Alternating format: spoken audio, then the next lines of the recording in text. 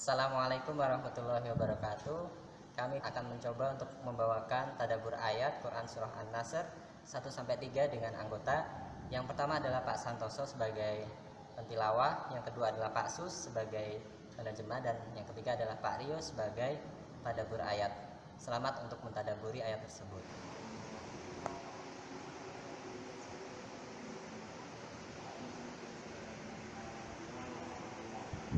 A'udzu billahi minasy syaithanir rajim. Bismillahirrahmanirrahim. Idza jaa nasrullahi wal fath wa ra'aitan nasa yadkhuluna fi dinillahi afwaja fasabbih bihamdi rabbika wastaghfir innahu kana tawwaba. Shadaqallahul azim.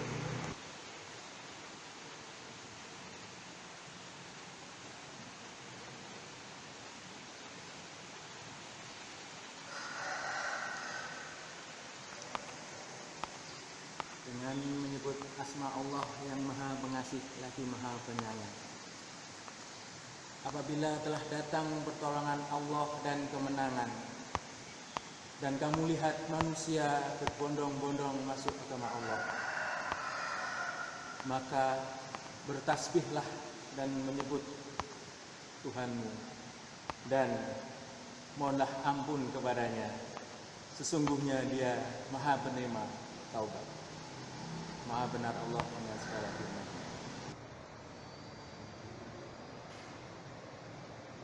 Assalamualaikum warahmatullahi wabarakatuh. Dalam Quran Surah An-Nasr, ayat ini terdiri dari 3 ayat. Surat ini terdiri dari 3 ayat. Surat ini diturunkan di Mekah dan disebut sebagai surat Makkiyah. Latar belakang diturunkannya surat ini adalah saat itu terjadi sebuah peristiwa besar. Rasulullah SAW, di mana Rasulullah SAW setelah berhijrah, beliau melakukan haji yang kemudian disebut sebagai haji perpisahan, yang dilakukan oleh pada Rasulullah dan kaumnya pada tanggal 11 dan 12 dan 13 Zulhijjah. Kemudian diriwayatkan dari hadis riwayat Al-Baihaqi dari Ibnu Abbas bahwasanya Rasulullah saat itu memanggil Fatimah radhiyallahu anha untuk menemuinya. Kemudian Rasulullah menjelaskan kepada Fatimah, "Ya Fatimah, sesungguhnya seruan kematianku telah tiba." Kemudian Fatimah menjadi menangis dan terpukul atas berita tersebut. Kemudian Rasulullah menghiburnya kembali. "Namun ya Fatimah, sesungguhnya engkau adalah satu dari ahli keluargaku yang akan pertama kali menemuiku nanti." Kemudian Fatimah menjadi gembira kembali. Kemudian diriwayatkan dari hadis riwayat yang lain, dari hadis riwayat Bukhari, bahwasanya saat itu Umar mengumumkan kaum veteran perang Badar dalam sebuah majelis ilmu. Kemudian ditanyakan pada mereka dalam sebuah forum itu, "Apakah kalian mengerti apa makna dari idza jaa nasrullahi wal fath?" Beberapa dari mereka menjawab, "Ya Umar, sesungguhnya maksud dari ayat ini adalah bahwasanya kami harus memuji Allah, kemudian kami harus mengagungkannya dan mohon ampun kepadanya ketika Allah memberikan pertolongan pada kita, apalagi Allah membantu kita terhadap gangguan musuh kita."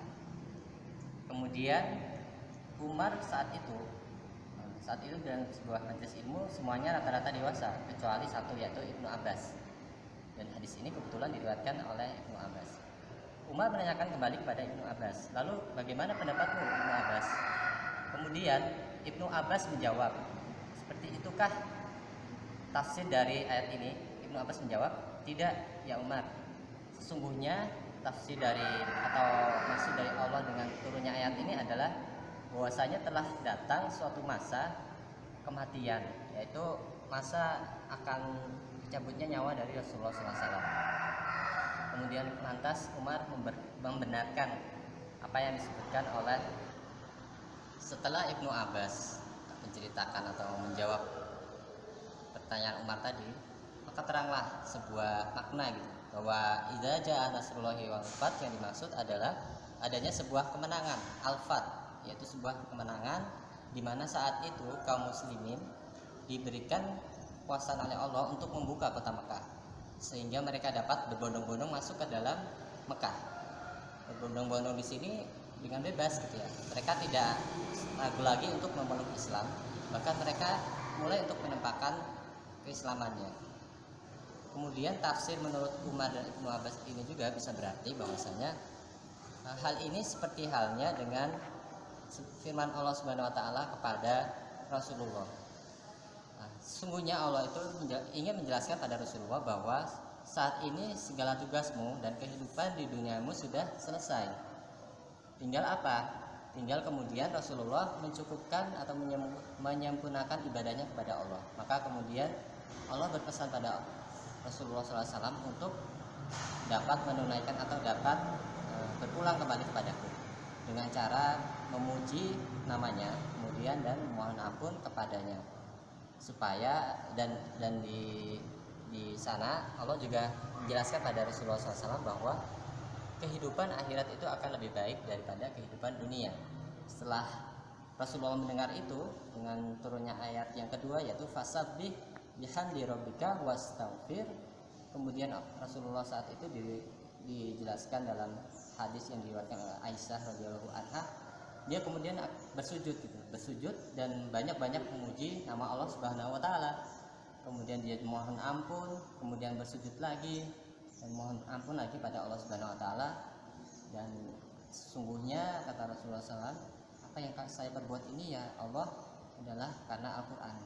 Karena Al-Qur'an yang turun tadi, yaitu ayat kedua tadi.